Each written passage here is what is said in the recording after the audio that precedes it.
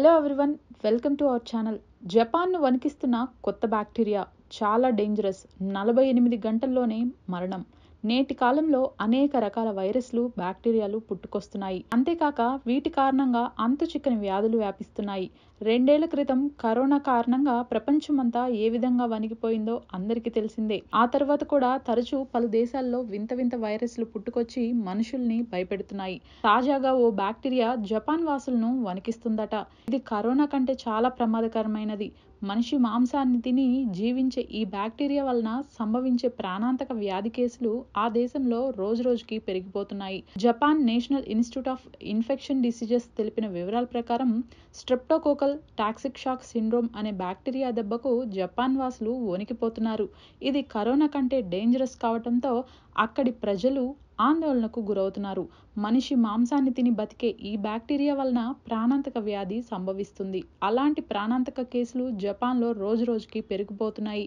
ఈ బ్యాక్టీరియా కారణంగా వచ్చే వ్యాధికి సంబంధించి 2024 జూన్ 2 నాటికి 977 కేసులు నమోదయ్యాయి. ఈ వ్యాధి అనేది సాధారణంగా స్ట్రెప్ థ్రోట్ వంటి తేలికపాటి అనారోగ్య లక్షణాలతో ప్రారంభమవుతుంది. ఆ తర్వాత క్రమంగా శరీరంలోని అవయవాల నొప్పి, వాపు, జ్వరం వంటి లక్షణాలు కనిపిస్తాయి. అంతేకాక బీపీ, నెక్రోసిస్ వంటి తీవ్రమైన లక్షణాలను కూడా చూపుతోంది. చివరికి అవయవాలు పూర్తిగా దెబ్బతిని మరణానికి దారితీయవచ్చని జపాన్ నేషనల్ ఇన్స్టిట్యూట్ తెలిపింది.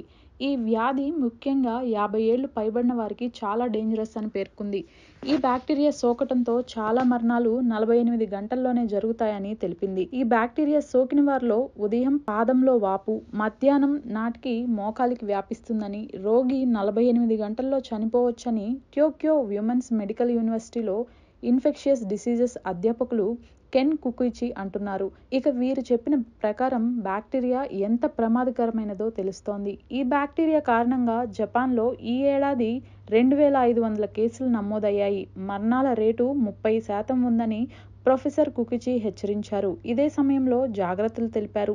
చేతులు శుభ్రంగా ఉంచుకోవటం, బయటి గాయాలకు చికిత్స తప్పనిసరిగా చేసుకోవాలని కికుచి చెబుతున్నారు. రోగుల పేగుల్లో ఈ బ్యాక్టీరియా జీవిస్తుందని తెలిపారు.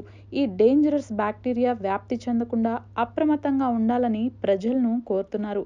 మొత్తంగా ఈ కొత్త బ్యాక్టీరియా జపాన్ వాసుల్ని వణికిస్తోంది.